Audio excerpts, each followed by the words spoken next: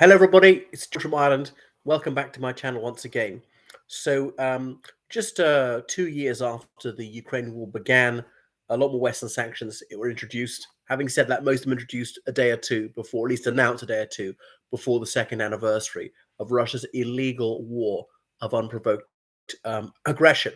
So, sanctions by the European Union, the United States, the United Kingdom, Japan, possibly other countries and entities. It's on February the 23rd that the United States announced 500 additional sanctions against Russia and other countries which are suspected of allowing Russia to evade sanctions. So President Joe Biden announced them himself. The point is, the sanctions have been ineffectual.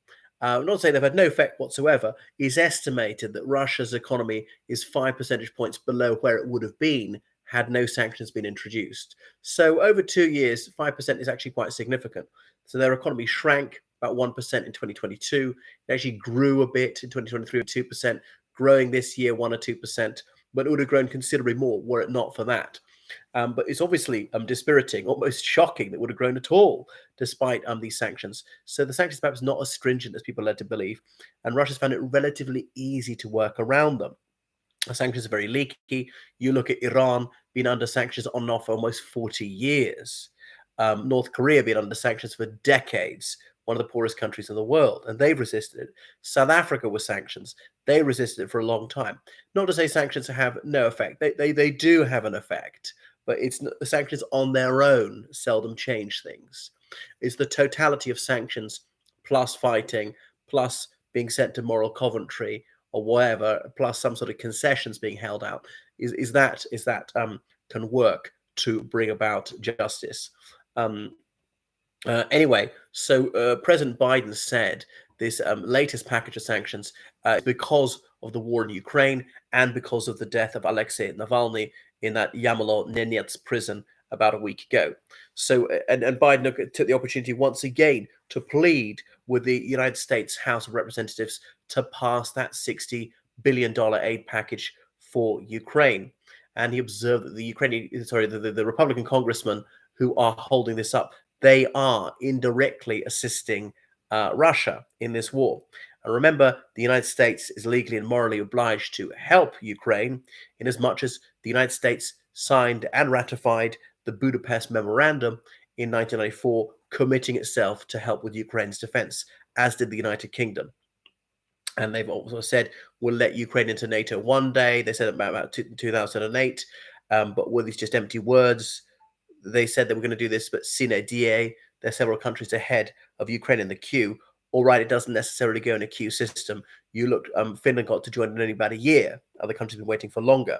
But it depends on your situation. You have to convince NATO that you'll actually contribute to defense. You won't simply take and give nothing. If you're very vulnerable, if your armed forces are very feeble, well, no, you're going to be a problem, a liability. They want you to be an asset. So looking back, so Biden said that the sanctions, they're against organizations as well as individuals whom he accuses of helping Russia manufacture weapons and financing Russia's war machine. So this is meant to hit those who allow a sanctions evasion because he wants Russia to pay a very painful price. But even Biden didn't say this is going to bring a war to an end. So about 100 of the entities on the sanctions list are those who supposedly facilitate sanctions invasion. So it also want to reduce Russia's earnings, which fund the war. Hydrocarbons are vital earnings, but also metals of all kinds, even food. Almost no manufactured goods, just weaponry. But Russia's not really exporting weaponry because it needs all this weapon for itself. India used to be a major export market. Very little has been exported to India since the war began, and often the Indians complain about the shoddy quality. Things are just factory rejects. They've been sold. So I think Russia may be losing India permanently as an export market. Plus, India's getting richer, can afford more expensive kit.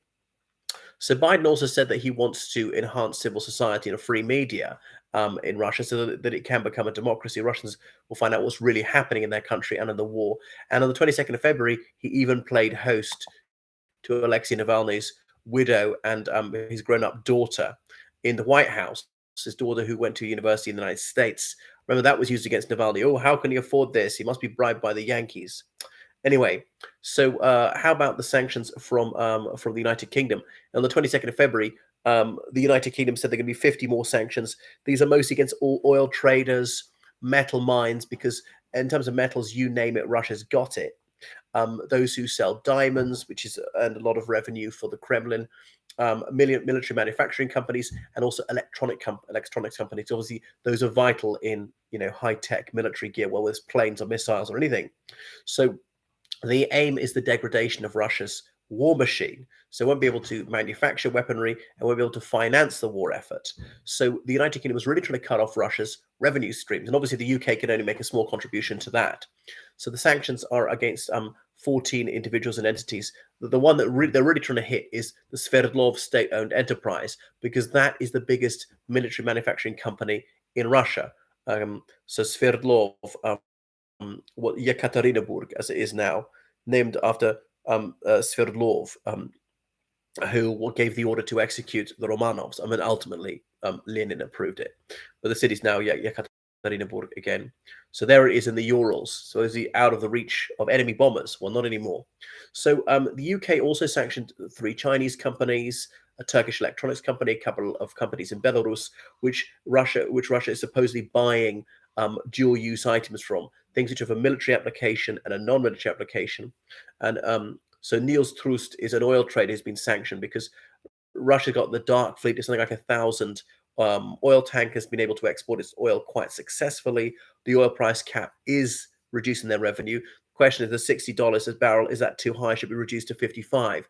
The one thing is they don't want to cut it off completely, because then there'll be a shortage of oil on the world markets and the price would go up.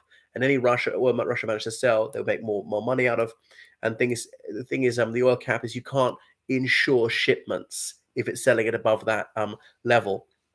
And the sanctioning countries have the great majority of the world's insurance market. I suppose Russia could get insurance from non-sanctioning countries, but then you get you get nothing for free. There are no free meals with the Chinese, for example, even though we're supposedly friends. Okay, we'll charge you a very high premium because we can, because we know that you've got no alternative. Anyway, so the sanctions go on. So Russia's coped with these sanctions better than anyone anticipated. They've also purchased a lot of drones, Shahed drones from Iran, shells from North Korea, often Russian manufactured. The Russians are buying them back. But people say this is going to slow down. Russia's got this considerable munitions advantage, but the North Koreans can't afford to sell them any more shells. Maybe the Iranians any drones. And I know they can manufacture more drones, but the Iranians are going to say we need them for ourselves because there's a significant chance we're going to have a full-scale war against Israel and or Saudi Arabia and or the United States. I think because of what Israel's done in Gaza, the Saudis cannot be seen to be killing the Israelis at the moment.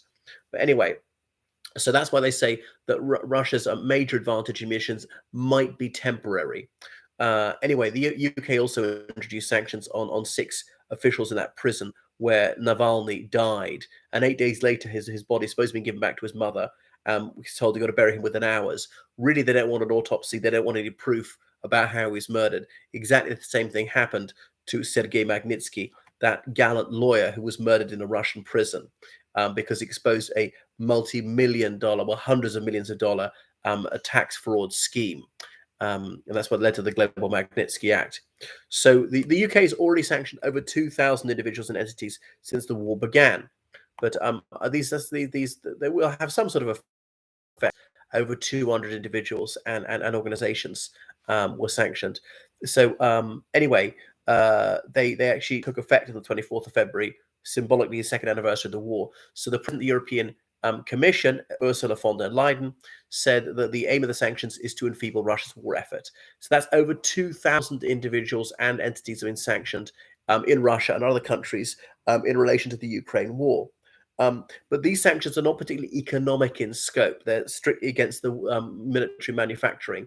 The one thing about sanctions is you also hurt yourself, because then you can't sell things to that market or you can't purchase things from that market. And when the war ends, you don't necessarily get that market back or that supplier back.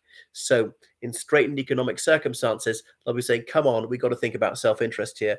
And there's no good in hurting ourselves. That doesn't particularly hurt Russia. And, damage their economy, Putin doesn't care. He'll starve his people if he needs to in order to win the war.